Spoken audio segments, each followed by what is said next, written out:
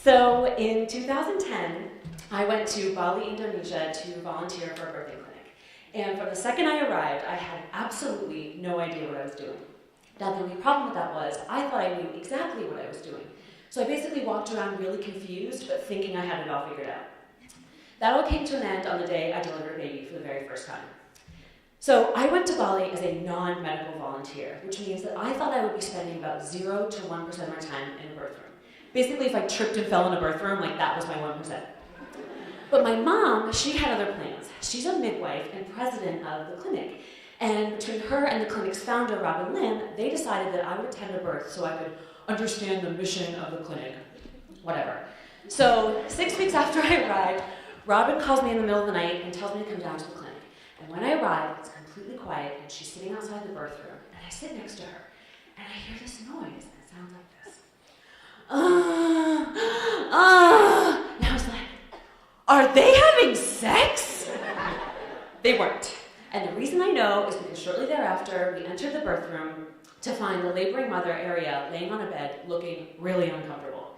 In fact, the only person that looked more uncomfortable than her was her husband. And the only person that looked more uncomfortable than him was me.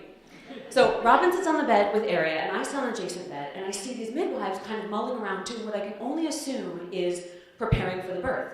But I don't know, because not only do I not speak medical, but I don't speak Indonesian yet either. So this whole situation is completely foreign to me.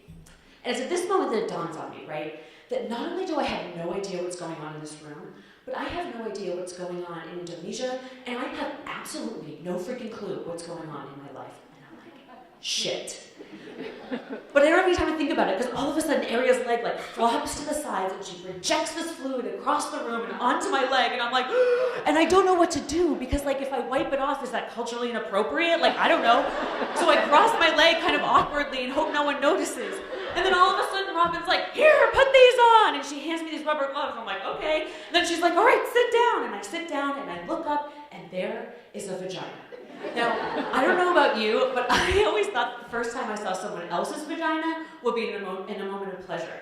But this, it was gooey, it was bloody, it was undulating in the strangest way, and I had absolutely no idea what to do with it. But I didn't have any time to think about it, because all of a sudden Robin's like, get ready! And I'm like, get ready for what?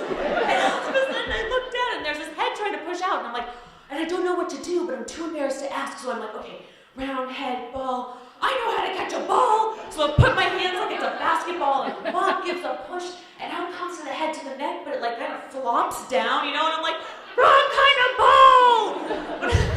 And I don't have any time, so I'm like, okay, ball, football. So I put my hands on either side, right? But the head's already squished from coming out of a hole that's way too big to come out of, and I'm like, oh no! But I don't have any time to think about it, because the mom gives another push, and out comes the baby, and all I can think of is, it is like a football! It's like this lubricated football that doesn't want to be caught. And I kind of fumble it. But it's okay. Because Robin and the midwives were there, and together we catch this baby, and we put it on the mom's chest, and the mom's smiling, and the dad's smiling, and the baby's crying, which turns out is a really good thing. And it's at this moment that I realize what I'm doing here. I'm learning what life is all about. And here's what it is. It is about helping each other out. It is about all the beautiful things that love makes and the richness that mistakes bring to our lives. And in the end, it's about new beginnings. And I was so lucky, because on the day of my new beginning, I had a whole bunch of people there to help catch me.